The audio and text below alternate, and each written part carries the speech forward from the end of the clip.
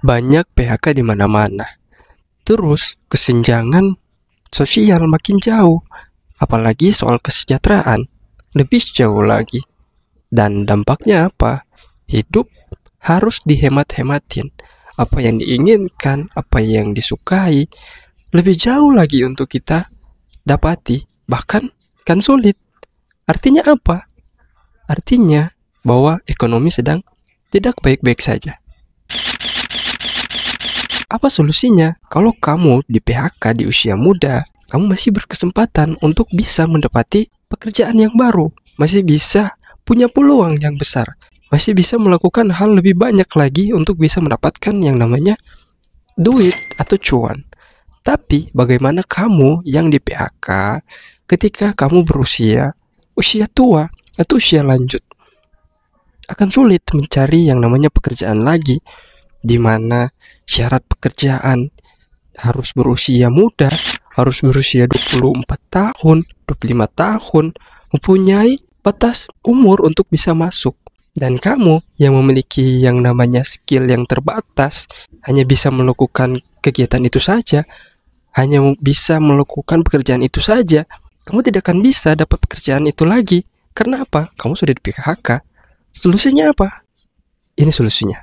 Kalau kamu di PHK di usia muda, masih bisa mendapat pekerjaan yang lain, masih mempunyai peluang lebih besar, masih bisa mendapatkan pekerjaan yang lain, karena kamu masih bisa beraktivitas produktif, usia yang masih produktif, masih bisa cari pekerjaan yang lain.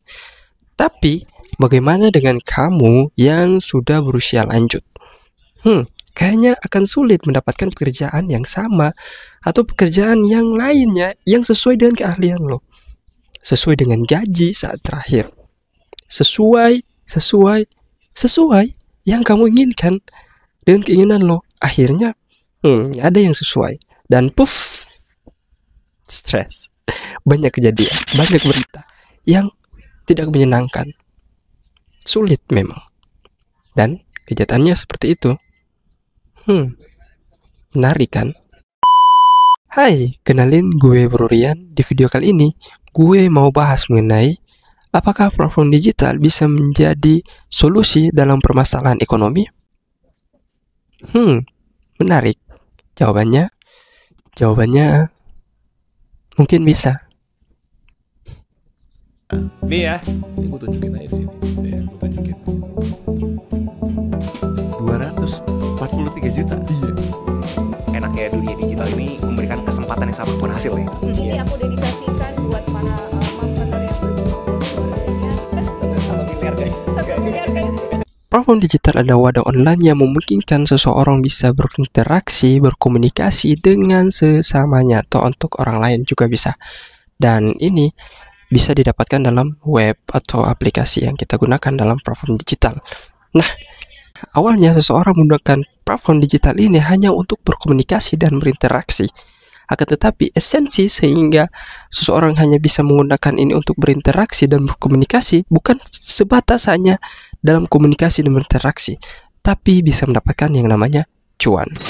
Ada 3 elemen yang perlu kita ketahui bahwa platform digital ini dapat membantu ekonomi seseorang. Yang pertama itu adalah peluang kerja baru.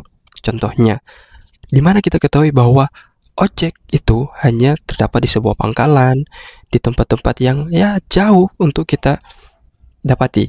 Tapi sekarang ada yang namanya Gojek, platform yang baru yang memberikan kesempatan seseorang untuk bisa melakukan yang namanya ojek secara online. Driver secara online datang di tempat yang dipesan. Kita tidak perlu menunggu di sebuah tempat. Kita nggak perlu menunggu lama-lama di sebuah tempat, tapi cukup menyalakan yang namanya aplikasi dan di situ bisa mendapatkan yang namanya penghasilan secara usaha kita tentunya.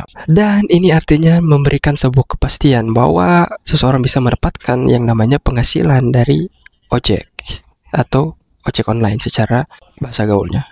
Atau seorang penulis, khususnya untuk seorang penulis baru atau pemula yang dimana dia nggak tahu yang namanya untuk mendistribusikan sebuah tulisannya yang sehingga bisa mendapatkan cuan.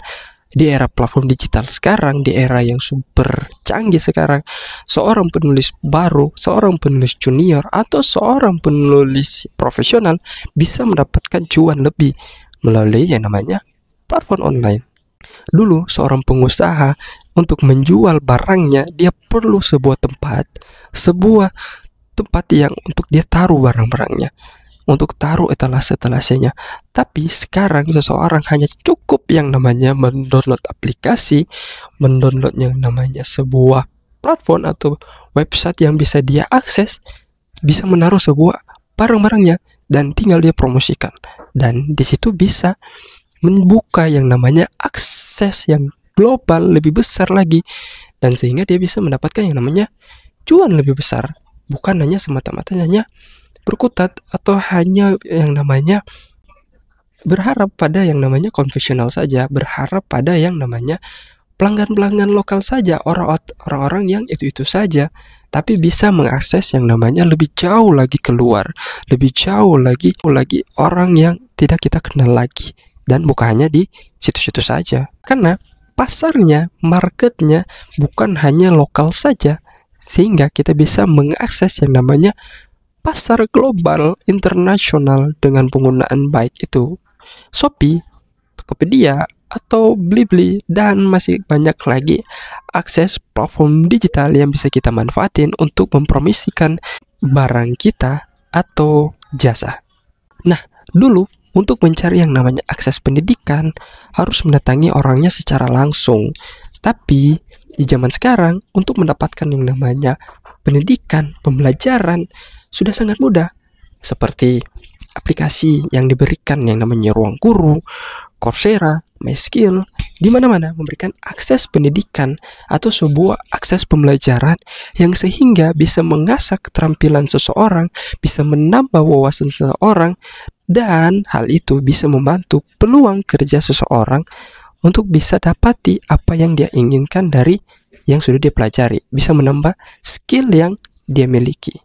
Nah, dari skill yang sudah terampil, dari skill yang sudah lebih meningkat, sehingga apa yang dia inginkan, cuan yang akan datang semakin besar. Memang memulainya terkadang sulitnya bukan main. Kadang tidak terjual, kadang tidak ada yang menonton, dan kadang kita putus asa. Itu semua memang akan datang melanda, memang akan terjadi. Tapi apakah kita akan putus asa dan menyerah?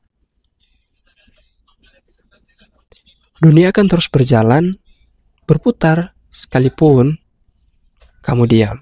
Kalau masalahnya adalah akses internet, device, atau lainnya yang mungkin itu hanya sebuah dan gue mau bilang bahwa itu hanya alasan saja. Seseorang yang ingin naik tahtanya, ingin naik ekonominya, harus lakukan yang namanya pekerjaan, berjalan, melakukan konsisten. Solusinya mulai aja dulu. Jadi teman-teman, kalau lo dan orang di sekitarmu masih ragu untuk memanfaatkan platform digital ini dengan baik dan bijak, mungkin ini saatnya buat lo untuk berpikir lebih terbuka lagi bahwa platform digital ini bisa sangat menguntungkan dan sangat bisa membantu ekonomi lo. Yuk kita manfaatkan teknologi untuk menciptakan masa depan yang lebih baik lagi. So, terima kasih buat teman-teman yang sudah menonton, dan jangan lupa untuk di-share apabila video ini bermanfaat bagi lo dan berikan manfaat ini kepada yang lain. Dan jangan lupa untuk berikan komen buat lo yang mempunyai yang namanya cerita menarik dari platform digital ini. Dan jangan lupa untuk subscribe. Goodbye.